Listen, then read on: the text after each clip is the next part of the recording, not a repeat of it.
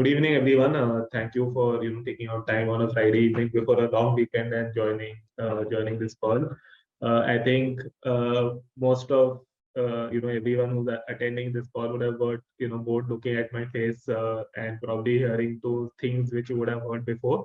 But that's the reason Vikas is also here, so you get to see a new face, and we are able to talk about our processes and specifically some opportunities that we are currently doing, and that hopefully give you all a better understanding as how as how Jiraaf works, operates, what kind of checks and balances we have internally, and our at least view of the current opportunity that are live. So we'll use the current opportunities as an example to explain our thought process to all of you. And that would give you a better idea of what kind of opportunity that will come in the future and how should you look at it. So, that is the entire objective of this call. I will, just share my screen and run through a very quick introduction of, Jiraaf before, we get into, the investment side specifically. For people who have not heard about us, or the first time interacting with Jiraaf, right? So just for them, a quick introduction, and then after me, Vikas can go. My name is Saurav Ghosh. I am one of the two founders or co-founders at Jiraaf. My colleague and Vineet Agarwal, is the other co-founder. My quick background: I'm a computer science engineer from Bitspirani, Goa, and then I did my MBA from Ahmedabad. I'm a 2012 pass out from there. So last 10 years post my MBA, I started working in the infrastructure space, and then moved to real estate. In all these companies that I worked for, I was raising capital for them. So I've done a number of transactions in the structured credit space where I've raised all kinds of money, so debt, equity, mezz, from international private equity, domestic funds, public sector banks, private sector banks, and the likes. Right. So that's my background before starting up with Jiraaf. I will ask Vikas to introduce himself, and then I can probably give you a brief introduction for Jiraaf. Yeah, hi. As you all know, my name is Vikas Bansal, and I head the origination at Jiraaf. So I have total 15 years of work experience, and I'm also engineer by trade. I did my engineering from IIT Kharagpur and did my MBA from IIM Lucknow. And post that, I have been a corporate banker throughout my life. And prior joining to Jiraaf, I was with Kotak Mahindra Bank and was heading their northern region for banking and financial institution group. So I have done almost 10,000 crores worth of deal for the corporates and have been mainly on the origination side only. That's a brief about myself. Saurav, you can continue. Yeah, thank you, Vikas. One second, I'll just share my screen now. Hope my screen is visible. I'll just spend 5 minutes to quickly run through the presentation so that everyone then has similar context for people who have not heard me before. So what do we do as Jiraaf? Jiraaf is a platform for high yield fixed income opportunities. So what we do is basically we provide access to retail individual investors through opportunities which are in the high yield fixed income space. What do we mean by fixed income? Fixed income means any opportunity that gives you a fixed return over a fixed period of time. So let's say any opportunity which gives you a 10% return over 1 year, 2 year is called fixed income. Fixed deposit is the most well-known fixed income product that we have, because when you create a FD, you know that in 1 year I will get so much return. Right. So the space in which Jiraaf operates is called high yield fixed income. So all products on our platform are between 10 to 20%, from a yield perspective, and between 30 days and 3 years from a tenor perspective, and a minimum investment size of 1 lakh. Right. So by making the minimum investment size as 1 lakh, we are opening up opportunities which are earlier restricted only to HNIs, to retail individual investors as well. How do we bring these opportunities? We actually work with a large number of companies, both traditional and startups, and give them various kind of working capital solutions. I will come to each one of them ahead. As Jiraaf, what is the value that we add? All opportunities on the platform are 100% originated exclusively by us. So all opportunities we originate, we structure, we do a complete credit and risk diligence, and then we decide which are those opportunities or company that we find credit worthy, so that we open it up for retail participation. So you will see in the center, these are all risk assessed deals that are then made live on the platform to which retail investors have access to. This is the team. Vikas and I have already introduced ourselves, and you can see the quality of the rest of the team as well. We are today a 51 member organization. In the entire leadership that you see are people with background in financial services. And beside this, we have obviously two leaders who are head of technology and head of product, but they don't come from obviously the financial services background. We are a group of individuals who have done, I would say, structured credit in the past prior to starting with Jiraaf, and we believe that we have the requisite expertise to bring these products for a very retail consumption. Just wanted to touch upon these are the different type of products that we have been doing, and I think that we have all spoken about these at length in my previous webinars or in other colleagues' webinars. So if you see the common theme in all of these are that they are between that yield bracket of 10 to 20%. Obviously, a bit higher or lower is will be there specific to products, and then between 30 days and 3 years from a tenor perspective. So all these products are debt products. These are different kind of working capital solution that any company needs based on the kind of business they are in. And Jiraaf is a one-stop platform that provides all of these products today to companies. Now, why do companies come to us? Because today there are a lot of limitations in the traditional I would say capital channels, whether they are banks, NBFC or other funds, where they are not able to meet the requirement of these companies.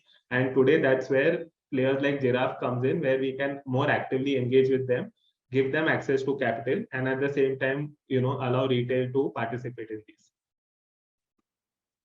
Just touching on who the investors at Jiraaf are. Accel Partners is one of the top 5, I would say, global venture capital firms in the world, and we are happy to have them on board with us. Just a quick track record again. So we started operation last year in September 2021. So in 1 month's time, we'll actually complete our first year. So we have been, live for the last 11 months. We've done more than 415 crores of transaction through the platform, returned more than 190 crore of capital. And fortunately, things have been going well in the sense we've been able to return all this capital on time. There has not been a single day of delay on our platform. Having said that, all opportunities in the high space come along with associated risks. So those are some of the things we'll again touch upon, going forward in the presentation. So this was just a quick background. I hope, I am sure most of you guys have heard all of this before. But the idea was that, I just give a brief summary before we get into the topic or what we wanted to discuss today, which is more on our internal processes and how we go about selecting the company that we work with. So over to Vikas. Yeah. Thanks, Saurav.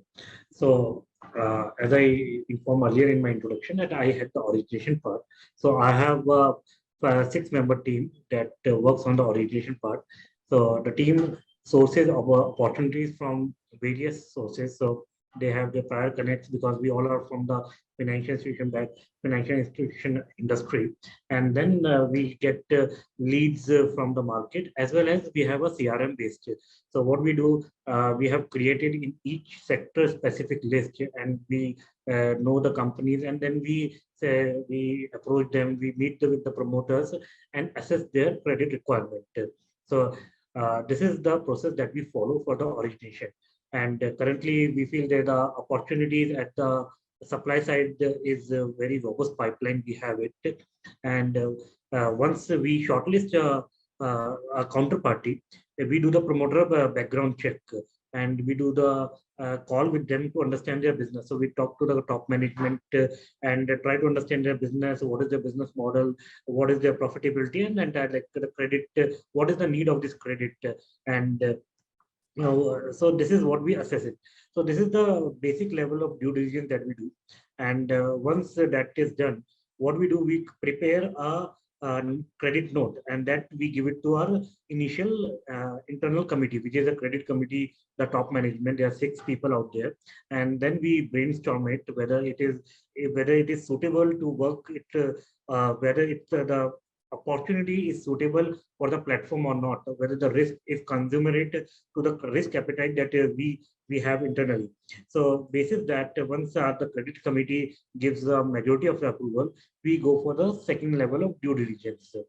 And then we go for in-depth analysis. We do the cash flow, we look at their bank statement, we visit the office and the plant if need be, and then basis the balance sheet and all the analysis like you do for any credit proposal, like business management, credit requirement, security structure, we move on to the term sheet and the negotiation stage.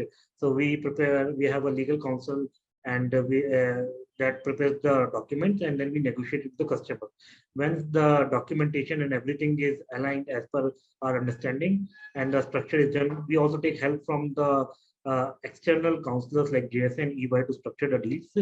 And then we again present it to the internal committee. So the first level of in principle approval is say whether the so we do a filter on the first level because we get almost 100 plus opportunities, and so it's not possible to deep dive each and every opportunity. So we have some filter criteria which the committee prescribes. So on the basis of that, once say few of the deals are passed through that filter criteria, then we do the second level of due diligence. And then again, once the entire deal is structured and everything is done, we take it to the committee. And then that is a more elaborate note around 30-40 pages. And there's a lot of discussion that happens internally. And once the same is done, if the credit approves, we go ahead with the deal. And obviously, we also take inputs from the market where demand head and Raju is there. We take inputs from them also from the market. So this is the entire process that we follow for the credit. So just to give you a snapshot, like I was saying, we get a lot of 100 plus proposals. So we have till date received 105 proposals. These are the proposals where we have had first round of discussion with the promoters. We try to understand the business requirement. We got the data from them. And from 105, many of them could be, they might be not credit-worthy borrowers, or there's a negative feedback from the market, or if someone is a politically exposed person. There could be many reasons for rejection. So when we have done the first level of check, out of those, only 35 of them have moved to the in principle stage, where we have presented to the committee, okay, these are the borrowers which have which passed the filter criteria. And out of these 35, 21 made it through the committee, 14 were rejected by the committee. Maybe the pricing was not commensurate with the risk we are looking. Maybe the structure is not fine, or maybe the limits that they are asking is not commensurate to our credit risk. So it could be any of the reasons. And maybe it's a too small a size of a company that we think the scalability potential is not much, because our mantra is that we want to deal with few parties, but they should be credit-worthy parties. We should have a scalability with them, because the effort that goes into choosing an opportunity, even if it's a 100 crore opportunity scalability, or it's a 1 crore, the effort goes the same. The team does not distinguish whether it's a 100 crore opportunity or 1 crore opportunity. So our preference is to those opportunities with which we can do multiple transactions, and that is why you would see on our platform some of the deals are repetitive, because we are very comfortable with the counterparty. We don't want to lend to each and every counterparty just because they have approached us. So out of 35, 21 have moved to second stage. Then again, as I told you, we go for a further credit negotiation. We understand the structure, and then we do a further due diligence. That 16 of them made a cut, and out of which only 13 deals have made it to the platform. So if you see, 87% of the deals have been filtered through this process. So this is the robust process we follow. Saurav, can you move on to the next slide? No, thank you, Vikas. I think what I was thinking we'll do is we will just log into Jiraaf and also show them the 2 live opportunities, and probably talk about these opportunities and why we decided to do the transaction with these counterparties which are currently live. Definitely.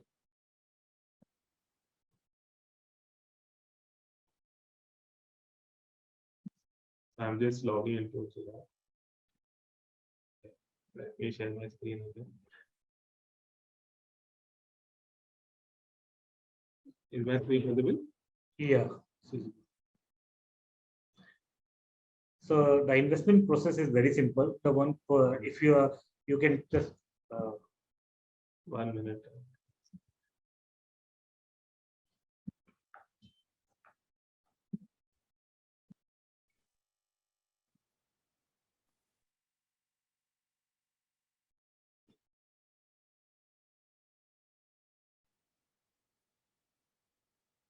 Vikas, can you log in and share your screen?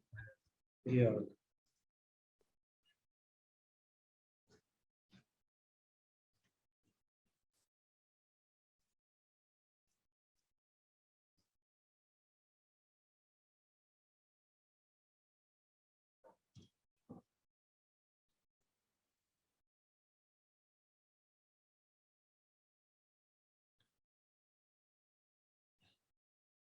Share screen.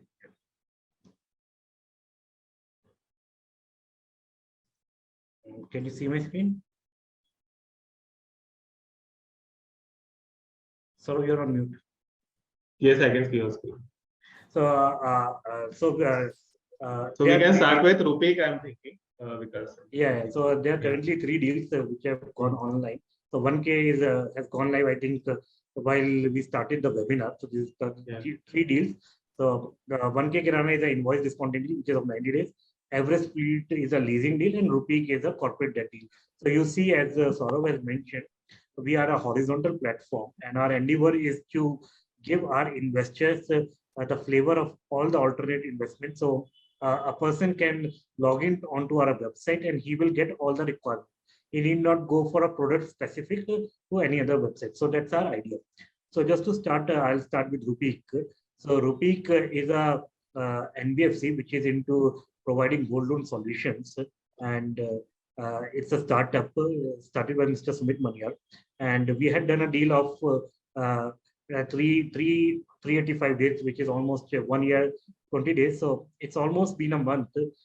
So the tenor is almost 11 months. The remaining tenor is 11 months, and we did a deal at 12.5%. So, and it is a monthly amortizing structure. So I'll just click onto this. We did a 10 crore deal. So if you go, you can see the repayment structure out here. So any person who invests today 1,166 rupees, this is the expected repayment that he can expect to receive, and this is a NCD structure. So the money will directly come into the demat, into the savings or current account linked with the demat account of the person. So the company will pay this amount directly, net of TDS, to the investor. And if you see how we have structured this transaction, we have done it on a monthly amortization, and it's a short tenor deal. And if you see, the average maturity would come only to be almost 6 months. The average maturity, because it's a monthly amortizing product. So what we saw, the company generates cash on monthly basis. So, and they are into providing gold loan solution. So they should pay us on regular basis. So this is how we have structured. So just to give you a background of the Rupik, it's one of the Sunni concept. It has already raised 1,000 crores from market. It was started by Sumit Maniar, and this company is also funded by Sequoia, Axel, Bertelsmann, and GGB Capital. And our NCD is backed by the 1.1x security cover. What it means, the assets of the NBFC, and the assets of the NBFC are the loans that they have given.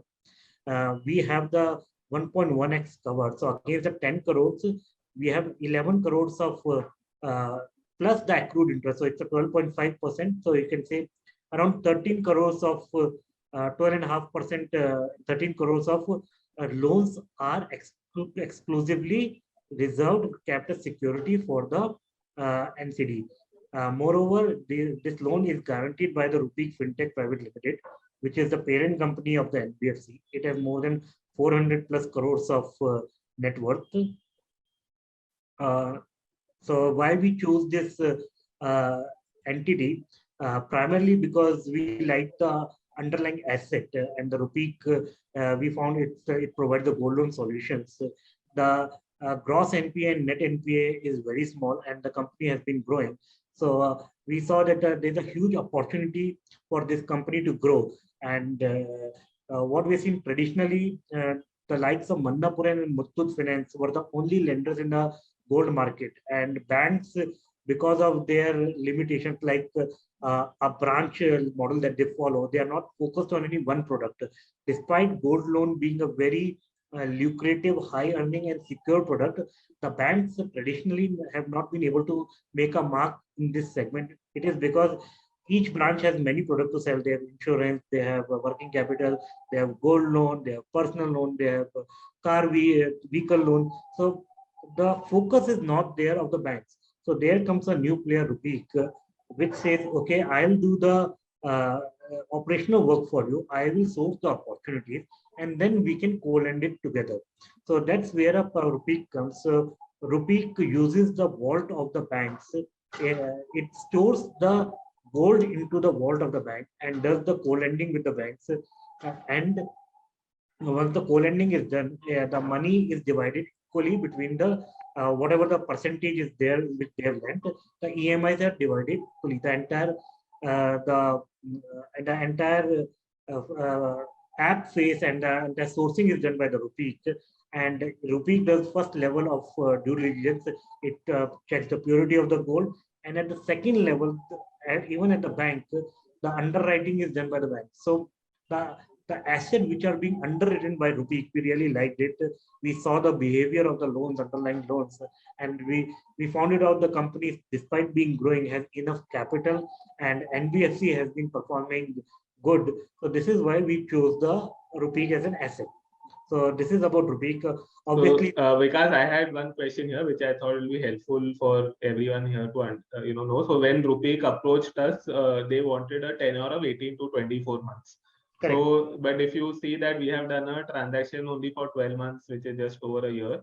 So what was our thought process, and why did we feel that reducing this tenure to 12 months was beneficial for, I would say, individual investors, and how did we reduce risk while keeping everything in the counterparty is the same, pricing is the same, but we took a call to reduce risk. So what was our thought process, if you can touch a bit upon it?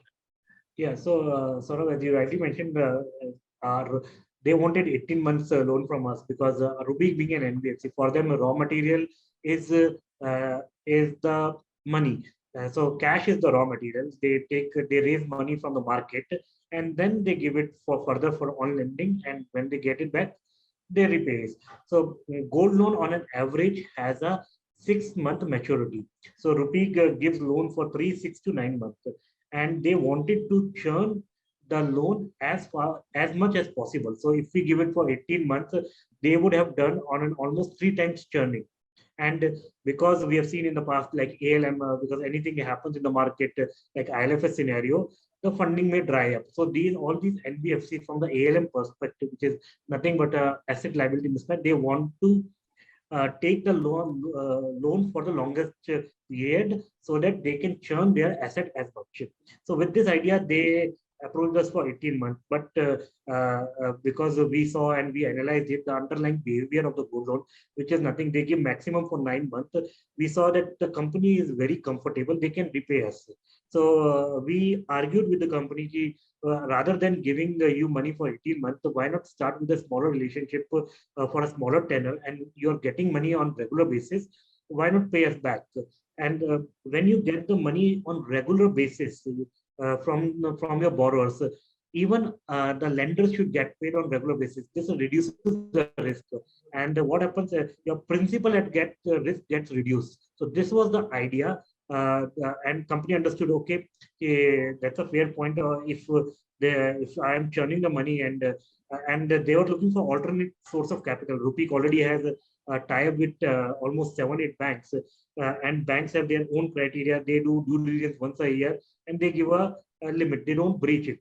So Rupeek partnered with us because they saw there's a huge potential, and Jiraaf as an alternate investment platform can be a alternate source of capital. And we have seen that in India, corporate debt market has not developed very well, and the individual investors cannot participate.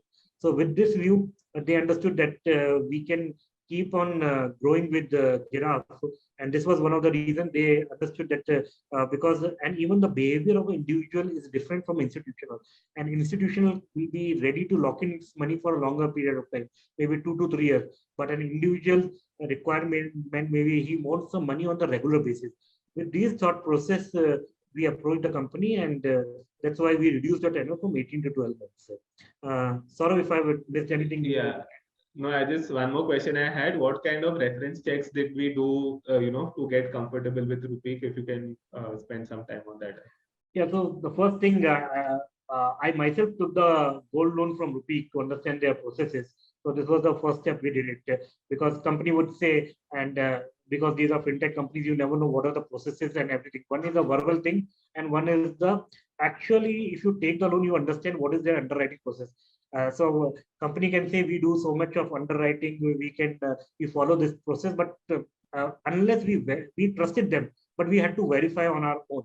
So first thing I did in, I think it was February of this year, 2022 already. So what we did, I took a gold loan from them. So they have a process. If it's a loan of less than 2 lakh rupees, one person will come to your home, or if it's more than 2 lakh, 2% will come.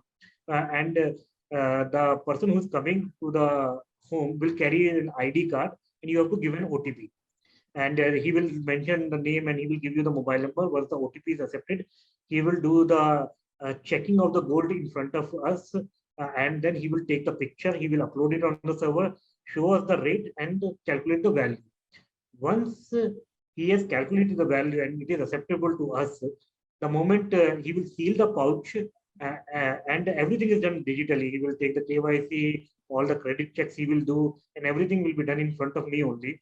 It's not that I had to go to the branch and sit in a branch and feel very small. I think you must have seen the ad of also, because it's the people who are spawning their gold to take the money are in desperate need. So making them go to a branch, making them jump through the hoops is a difficult proposition. So these people want the money as soon as possible.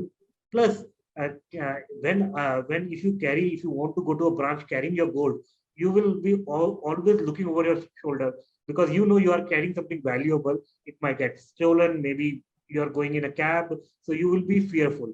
So these are the problem statement which Rupeek is solving. So with this, I'll come back to my story. So they took the photograph, they did the check of the purity of the gold.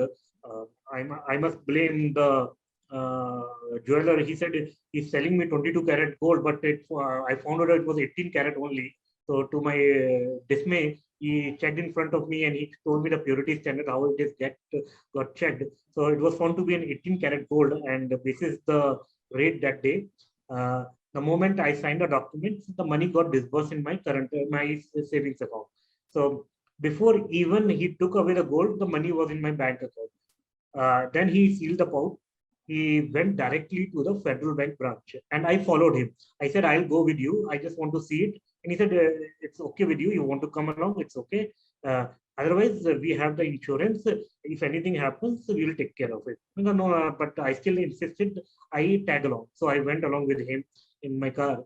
And then we entered the Federal Bank branch. So there was a separate counter for the rupee. So the guy who was sitting out there, he did all the checks and everything. He again opened the pouch and again saw, he tested the purity and tested the documents and everything. And then it was kept into the vault of the bank. And there was separate safe in the vault of the bank where it was kept.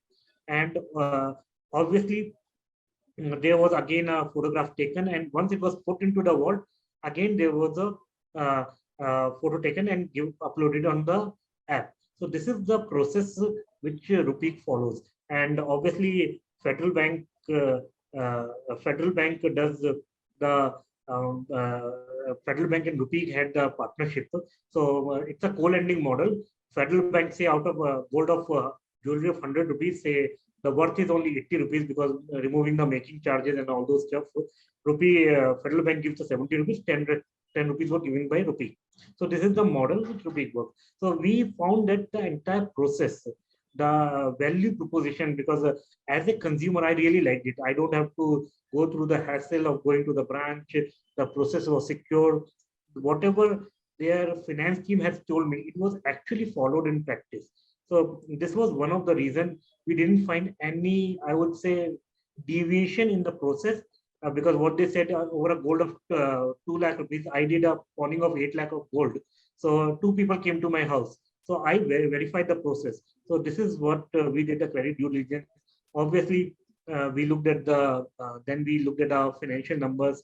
We look at the trends, how many borrowers, how has been the growth, how has been their delinquency number, what has been the behavior. So that's all we did. Did you speak to any bank that works with Rupee other than Federal Bank? Yeah, so ICICI Bank works with them. Karur Vyasa Bank works with them. So, so many banks have partnered. Even Kotak is an investor, right? Yeah. So Kotak is already in touch with them, and they are in final stages of negotiation, because they are just signing the paperwork. And see, as I told you in the starting, banks have not been able to match the might of Muthoot and Manappuram. So they have found the right partner who can source loans for them, and both for them it's a win-win situation. Rupee does not have to create any brick and mortar system. They have a ready-made branch network where they can put the gold. It is secure in the vault, so their operational cost gets controlled. And at the bank needs a partner who can source, who can go home and bring in the partner. So it's a win-win situation. So I think currently Rupee, I spoke to them last month. They are almost doing 600 to 700 crores of monthly disbursement. And mind you, these are small ticket loans, 5 lakh, 2 lakh, 3 lakh. So achieving a value of 600 to 700 crores is a humongous task. Thank you, Vikas. I think we can move to the next opportunity. I can cover probably 1K first, and then we can talk about every speed. So 1K, actually this speed we were not, we didn't know it was going to go live during the webinar, but we will speak about it. So 1K you would have seen on the platform already many times. The founders of 1K are, alumni of IIM Ahmedabad as well. What 1K does is basically they're trying to digitize and organize the Kirana ecosystem in tier 2, tier 3, tier 4 towns. So they are only operating in tier 2, tier 3, largely tier 2, tier 3 towns, and in some cases tier 4 towns, where they are bringing all Kirana stores onto a digital platform. What is the value that, Vikas, your screen is changing, so if you can. Yeah. So what is the value that 1K Kirana adds is that they provide a complete single point of sourcing. So all Kiranas, they typically they stock almost 100 SKUs. What are SKUs? Basically, you buy a biscuit, there will be some soft drinks, there will be rice, dal, grains, other. So all of these are stocked by the Kirana store. So today, to buy rice, they talk to someone. To buy Pepsi or soft drink, they talk to someone. To buy a pen, they will talk to someone else. So they have to talk to 10 different or 100 different kind of companies and source, or distributors, wholesalers, and source these materials from them. What 1K Kirana does is they organize this entire process. So they talk directly to the manufacturers or large scale distributors. They buy in bulk, and then they sell to sell to these Kirana stores in tier 3, tier 4 towns. So what is the value that it adds for the Kirana store is, instead of now talking to 100 companies, they need to talk to 1K Kirana. Second is 1K Kirana also adds value by giving them a digital app. Also, they help them to keep records. So tomorrow, if they know that a lot of sales and revenue is lost by 1K, these Kirana outlets, because they are, items are stocked out. It means that if someone today came to buy a biscuit from the Kirana store, that particular biscuit is not available. That is a loss of sale. So today, because of technology, because of 1K Kirana being organized, they are able to monitor stockouts better to ensure that things which are moving fast, demand which is cycling fast, the inventory is also churning in the same way, and no revenues being lost by these Kirana stores.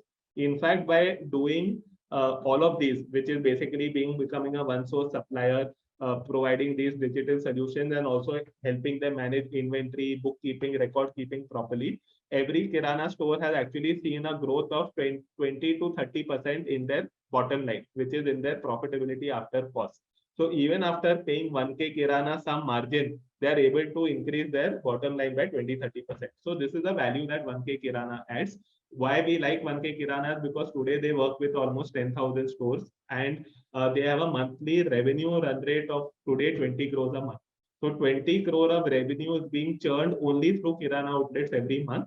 So we are very happy doing invoice, discounting for them, where, these invoices, why these invoices are raised to these Kirana stores? Why is there so much confidence that these invoices are good? They are not invoices raised to an HUL or ITC. But we like this big setup because this entire process is in the control of 1K Kirana itself. Because the 1K Kirana's app is where, record keeping is happening. They do the bookkeeping, they manage cash flows for these Kirana outlets. So when 1K Kirana is raising an invoice for any inventory sale or anything else, the entire visibility is with 1K Kirana. So and now with a history of 2 years plus with each of these Kirana stores typically that they work with, there is a lot of predictability that they have. And they have been able to demonstrate this month on month. Their cash cycle is very, very good. Almost nil, I would say, delinquencies in collection. So those are things which give us additional comfort. Lastly, they have raised $25 million from Alpha Wave and InfoEdge. InfoEdge is Naukri.com, Sanjeev Bikhchandani. Alpha Wave is one of very large, VC firms in the world. $25 million is 200 crores. They raised 200 crores, in May of 2022. And so they are sitting on a lot of cash right now. They are burning almost, very negligible amounts, so almost, 1 to 2 crores a month. So we are very, happy to partner with them in a short-term invoice discounting. So this is the overall background of 1K Kirana. We can probably move on to Everest Fleet, which is again a transaction that we have now done for the 4th time on the platform. But we can quickly explain our thought process before we start taking questions, from all of you. Everest is one of the, I think the second deal we did, Saurav, on the platform. Yes. It was in December when we did the first 5 crore with Everest. Yeah, I think it was 5th of December, I think, if I'm not mistaken. Yes. So Everest has been one of the second credit after Vadwa deal. And we really like the company and the business model. So Everest, so what has happened, just to digress a bit and give you a background. So Everest has approached us for the leasing of the cars. And as we told earlier, as a credit process, first we sniff around, do the smell test and go around in the market to understand the company. So I knew the Uber India head because of he is my batchmate and I've known him for 23 years. So I just was speaking to him. So he said, no, I just asked him, is Everest something that rings a bell? Is this the company which has approached us for the financing or leasing part? So he said, no, it's a good company. The promoter is good. You should have a look at it. So got a very rave feedback, and he's a very dear friend. So that's how we came to believe in the company. So and then we understood why Everest at the time had 800 cars, if I'm not wrong. So it was running 800 cars on Uber platform, and one might be surprised that we are saying it's the largest operator on the Uber platform, and 800 does not give a lot of comfort. 800 is a very minuscule number when we say that Uber is such a large player. So what we realized after COVID stuck, many of the driver owners demand has fallen off from the Uber platform. So just to give you a perspective, if there were 3 lakh cars on the Uber platform, almost 40% of the cars vanished from the Uber platform. And many of you are in Bangalore, you must have faced the problem, the cancellation problem. That is one of the reasons, because the demand as of now outstripped the supply. And contrary to the assumption that what we thought, it would take a long time after COVID for people to start using the public mobility. What we realized is the demand bounces back very rapidly. After each lockdown was lifted up, the people were starting using, and almost within 2 months of the lockdown being lifted, 80% of the demand was back onto the platform. So supply became a big constraint for Everest. And traditional banks, they were not willing to participate with Everest. They said, okay, we can do only so many cars, and they had their own parameters. And they said, no. And they obviously gave them 400 cars of financing. But Everest and Uber had a tie-up that they would wanted to grow to 15,000 cars in next 2-3 years. So we did the due diligence. We talked to the Uber fleet head, operation head, India head. We spoke to the Everest team. We realized the unit economics. We ourselves, I myself went into due diligence. I took out the numbers of last 3 years of my Uber rides, found out the uh, average payment I am making per kilometer. So you all will be surprised to know it is 17 to 18% that you pay per kilometer. And against this, we check the company's database and it matched. And so on the first level, as we was explaining our credit process, we did a reference check of the company. We took a market feedback. We did the primary research, found out about the company, whether their numbers are matching or not. And then if the business made sense. And we found out that the company is, despite stuck due to COVID, it is breaking even and it is making profit. And we started at 800 cars, and today I think we have 4,000, 5,000 cars. I don't remember the exact number. So I think we are on 5,000 cars. 5,000 cars. And today company has 75 crores of equity. It has got equity infusion. We have done 4 deals with them of 20 crores, almost 20 crores. So we have been, so we have seen their track record. We're almost 7-8 months. We have seen them. They have been repaying on time, and the company has gone stronger day by day. And they have around 70 crores of cash sitting on their balance sheet. And the company has been able to manage, and it has shown a track record of 3-4 years of managing the operations. The promoters are very strong family. Siddharth Latsaria himself belongs to a very financially well-off family, and he himself is an angel investor of 100 plus companies. So we found all the check boxes were ticked in this cases, and this is why we like the deal. Secondly, since we are doing an asset lease, we really like the asset. The asset, even if say whatever analysis we did, say something happens, monkeypox, something happens, I don't know, any other virus China brings to the world, and suddenly there's a Six Sigma event. In the worst case scenario, we own the car and there's a ready market, we can realize the value of the car. So from our risk perspective, we like the asset. There was a ready market to monetize the asset. So this is why we have been scaling up with the company. And as we said, when we deal with a company, you would see very few opportunities. As we mentioned, out of 103, only 13 made the cut. But we want to be deal with those companies with which we can grow as they grow. So that's our mantra. So this is why one of the reasons we have brought Everest. And current deal is an NCD deal for 1 year. Where the company has taken NCD for financing of the cars, which they are running on the Uber platform, and the investors would get the monthly repayments which they are realizing from the lease. So this is what, in a nutshell, the opportunities. Great. Well, thank you so much, Vikas. I think we've spoken enough on these transactions, so we can open this up for questions. While we, you can, I think, type your questions in the Q&A section, which is there below, and we will answer them to the best of our abilities. What we will parallelly do is I'll share my screen again just to take you all through the partner portal. So, you guys can start typing questions, whatever you all have.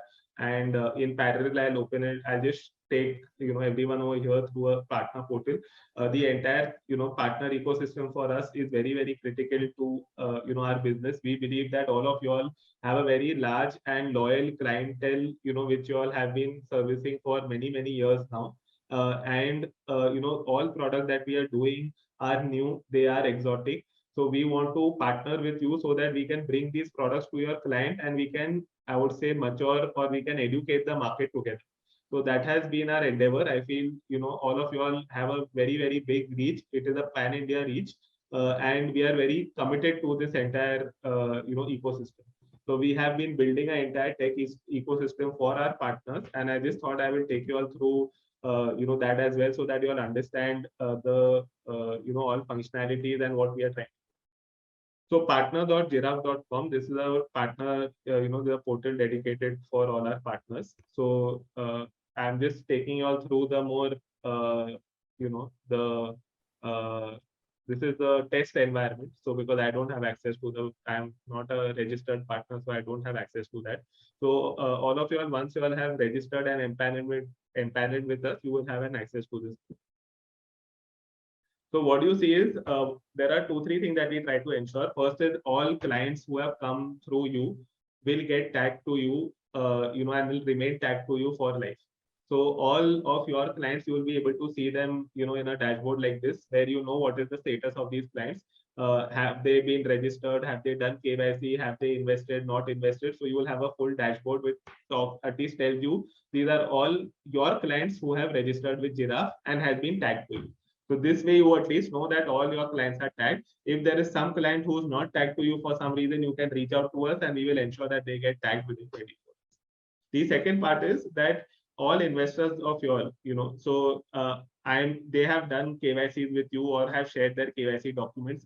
These are, most of them might be HNIs. You don't want to go back to them to say that, please do the KYC process again with Jiraaf.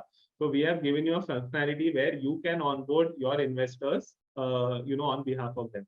So you can select, there'll be an individual, you will have these, details to give, which will be contact, PAN, Aadhaar, address, to bank details, etc. Now, once this is done, a verification link goes to your client to say that they have been onboarded by, let's say, Saurav.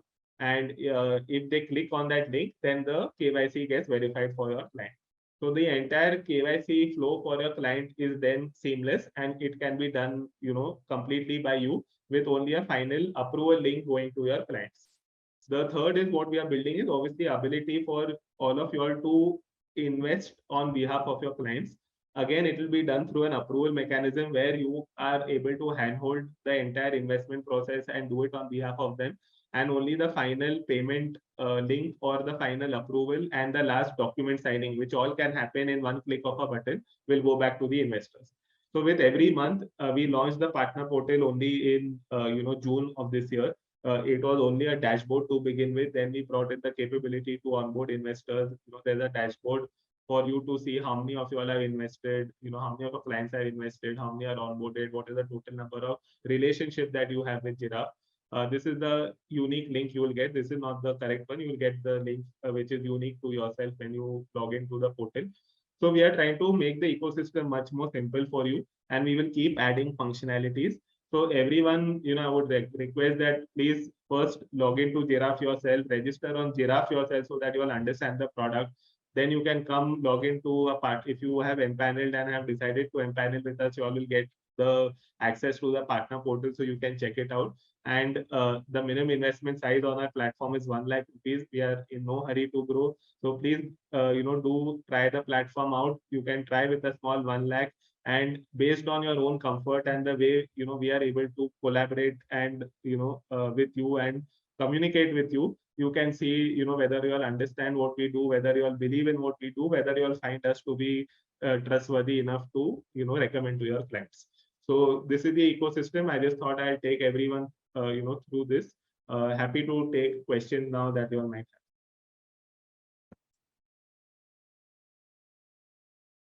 I actually don't see any questions in the Q&A or the chat box. You can just type in your question in the chat. There's a question. I think someone has raised hand.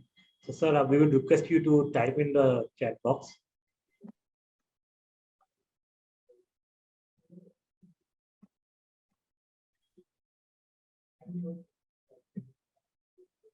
Yes. Yeah, so first question is, can we onboard NRI clients? Yes, you can onboard NRI clients, but NRI clients can't participate today in NCD instrument because that's the regulation. So whichever instrument that we do that is fit for NRI participation today, which is invoice and leasing, they will be able to see those products. Second question is, partners cannot register. I don't know what this means. Partners can register. You can register yourself as a customer with your own link. You can also register and panel with us. Yes, the registration process is not digital. We are also making that digital. So today you can send the mail to partners@jiraf.com. Raju and the entire team is on this call. You can get in touch. I'm sure you know them by now. You can get in touch with anyone in the team and then continue. What is the payout for partners? The payout is 1% annualized. Like you have seen that all transactions are of different tenures. Some are 90 days, some are 2 years, some are 3 years. So we don't differentiate in any transaction that we do. So everywhere the payout is a standard 1% annualized. What that means is for a 2-year transaction, you'll get 2%. For a 90-day transaction, you'll get 0.25%. For a 3-year transaction, you get 3%. So the payout is standardized. It is only linked to tenor. The payout is done upfront. It will be done by 10 to 15th of the next month. So for example, if you participate in the month of August, you would get the payout by 10 to 15th of September. We are trying to obviously make this quicker, and hopefully we should be able to do it in the first 2-3 days of the next month, in a few months' time. Do you have any escrow account? Yes. So for invoice, so again, in transactions where we do NCDs and debentures, I think Vikas already mentioned during the presentation, the payout is directly done by the borrower to the demat linked account. So in that case, there is nothing that flows through the escrow. But in invoices and in leasing, the money comes to escrow account, which is controlled by a trustee, which is Midcon trustee, opened with ICICI Bank. And we are basically settlement partners for that. So all the money comes to us. It is a completely tech-driven process because our tech and system knows how much to distribute to whom. So it gets initiated by the by the tech system. It is monitored by the trustee, and that is how we operate. Can you explain revenue share and brokerage percentage? So we typically earn 2% on every transaction that we do on an annualized basis, and we share 50% of that with partners, which is 1%. Partners cannot register, their PAN gets picked up as already registered due to partner registration. Okay, so we will look into this. I am actually not aware of this issue, but we will definitely look into this and get this sorted. Thank you, Sanil, for pointing this out. We will definitely look into this. Despite all due diligence by your end, if any payback is failed, what action are you equipped to take? Vikas, we want to answer this question. Yeah, so there is always a probability of a default because these are credit transactions. So how do we mitigate the structure? Is like so just to call upon a rupee, it's a non-convertible debenture in which there is a debenture trustee who is appointed as per the SEBI regulation, and it's a SEBI registered body. So if the company defaults, so debenture trustee will initiate the action against the company, and they can take the legal action against them to recover the dues. In any case, that's the last option. What on our part, we follow up with the company. We make sure the company pays on time. We keep monitoring their monthly reports. We keep looking at their financials. Secondly, if we have a UDC with them, so there could be a technical thing or they are not able to transfer the funds, so we can bank those UDCs to get our money back. So first of all, to minimize the risk of default, we have a very robust credit approval system. Second, we do the asset monitoring on monthly basis. We see their MIS. We keep interacting with these companies. Third, in the worst case, if there is a delay, so there could be a technical delay. We have the UDCs which we can bank. In any case, fourth, we have the legal recourse which can be taken, which is the last resort. And then if the company goes into liquidation, whatever the recovery is there, that will be divided amongst them. And for the NCD transaction, there is a third party who's appointed and does it. In the case of leasing, one already has the assets on their book that can be possessed and sold it back to pay the investors.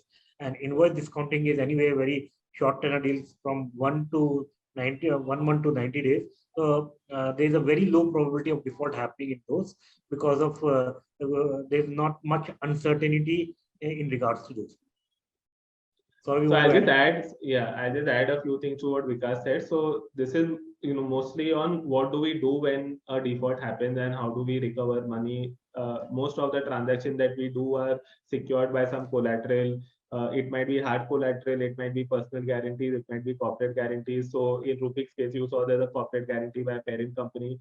So one is there is a security structure for every deal that we do. and we will try to recover money through that security structure. The second is there is always a legal recourse that we have because these are contractually agreed debt. It is a debt that they have taken, so we can always go to NCLT, IBC to recover money.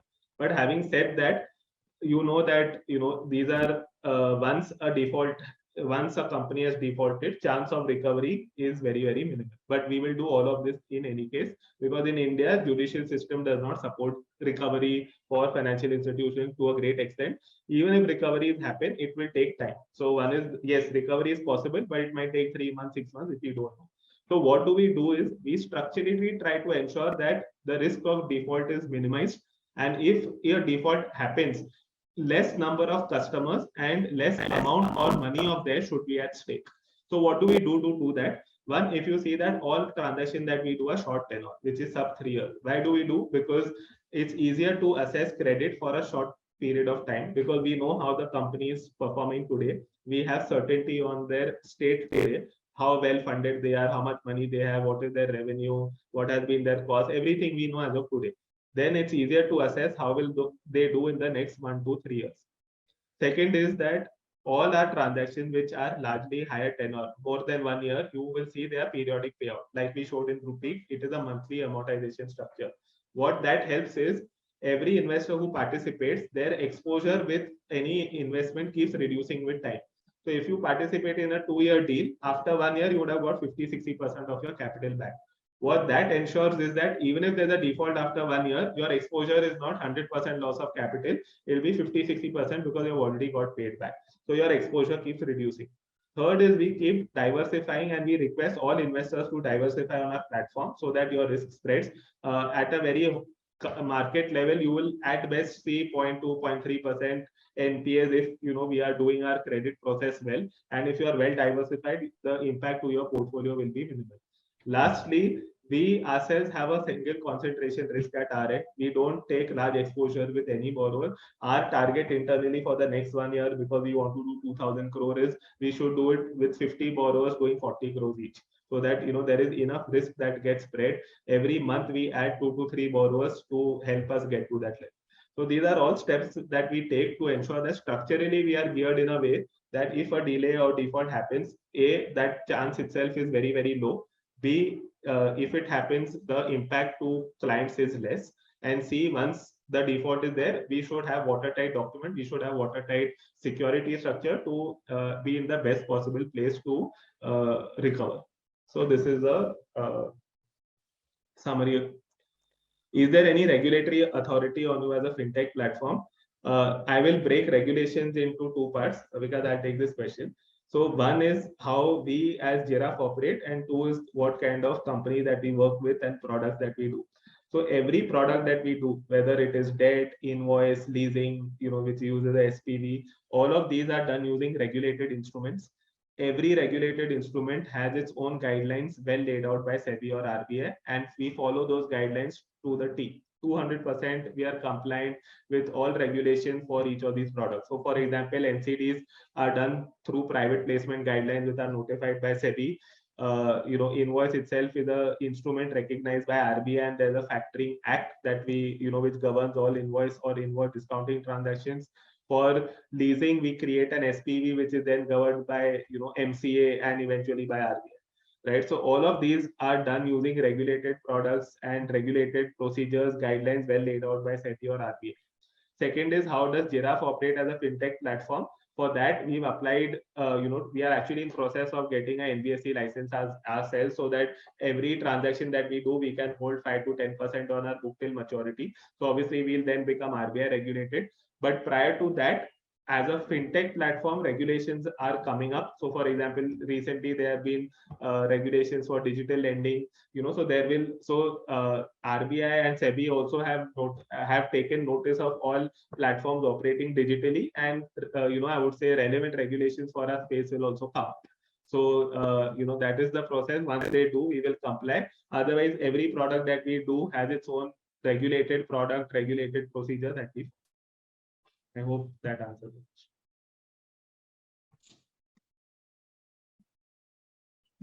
Great. I think we have there. I don't see any more questions, and it's already been an hour. So thank you so much, everyone, for participating. and we know it is a Friday evening before a long weekend. So, thank you that much more. And we hope to, be long partners with you in this journey, and hope to see all of you guys working with us. Thank you. Thank you, everyone. Thank you. Thank you.